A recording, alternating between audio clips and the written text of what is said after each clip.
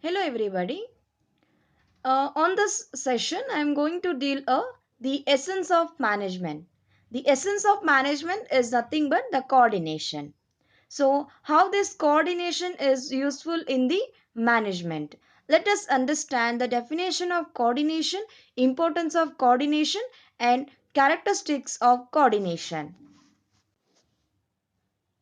Definition of coordination. According to McFarlane, coordination is a process whereby an executive develops an orderly pattern of group efforts among his subordinates and secure the unity of action in the pursuit of common purpose. So here the author has described the coordination as it is a process where an executive or the manager has to develop an ordinary pattern of group efforts where everybody has to achieve the common purpose or common goal of the organization. So for that reason, to bring the unity of action among subordinates, the coordination is required. Importance of coordination. First one, growth in size. For organizational efficiency, it is important to harmonize individual goals and organizational goals through coordination. So what happened? Every organizations will not be in the same size. So day by day, the organizations will grow in number. That is, if it is a small scale industry, it may go up to middle scale industries. Later it can be reached to the large scale industry. So every time every business will be having a same purpose and same goal. So for that reason, once the organization is growing in a larger way, so definitely one should bring a coordination among the workers to harmonize their individual goals towards the organizational goal. Next one, functional differentiation. The activity of each department needs to be focused on attainment of common organizational goals. The process of linking the activities of various departments is accomplished by coordination. So, functional departments are like production department, marketing department, HR department, and finance department. So, if you compare with one department to the another department, there they will be having a different kinds of the activities. So, it is important to bring a coordination among these department or functional departments. So they have to, irrespective of their activity or variety of the activities, they have to achieve the one goal, that is organizational goal. So for that reason, to achieve the goal of the organization, the coordination is important to harmonize the each and every activities in the organization. Specialization. Some coordination is required by an independent person to reconcile the differences in approach, interest, or opinion among specialists. So, in every organization, will be having a some specialist like CA, engineers. So, they will be having a different approach and interest or opinion. So for that reason, to bring a that specialist into a unity of action among them, the coordination is required because these specialists will be having a attitude towards their uh, education qualification.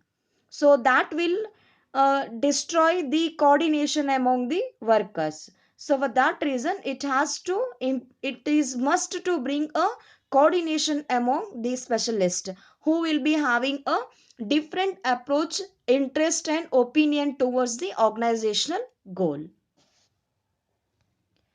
Next topic, that is characteristics of coordination. First one, coordination integrates group efforts. So the main character of the coordination is it will integrates the group efforts among the workers.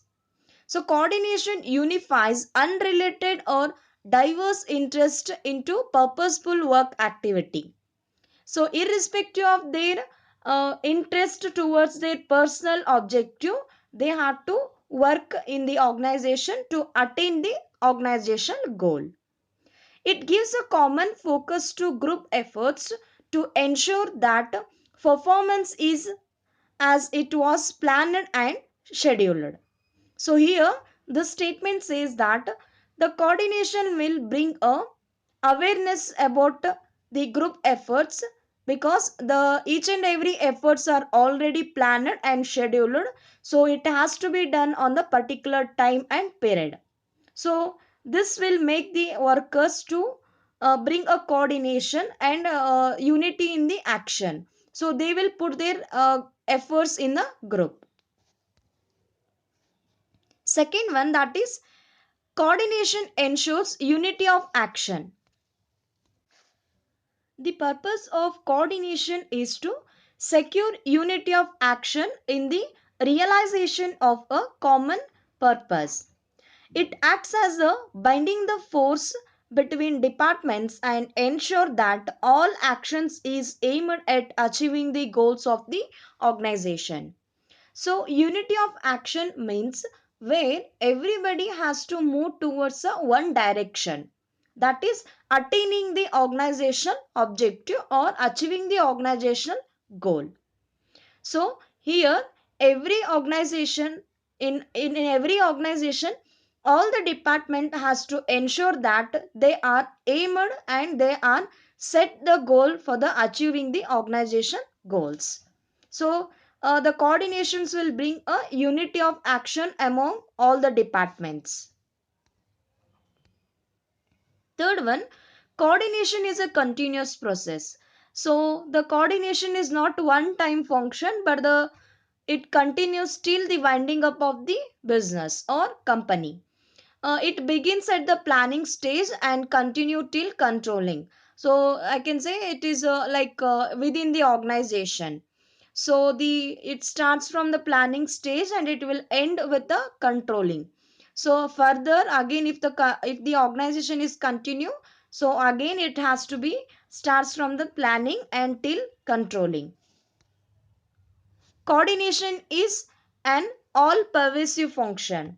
So coordination is required at all the levels of the management due to interdependent nature of the activities of various departments, and it integrates the efforts of different departments and different levels.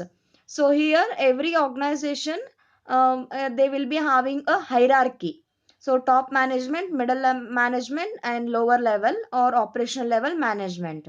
So what they will do, they have to, it is applicable in each and every levels and department of the organization. You should not say that I belongs to the only one department, so I will give my all the efforts to the only one department, I will not do the others department work.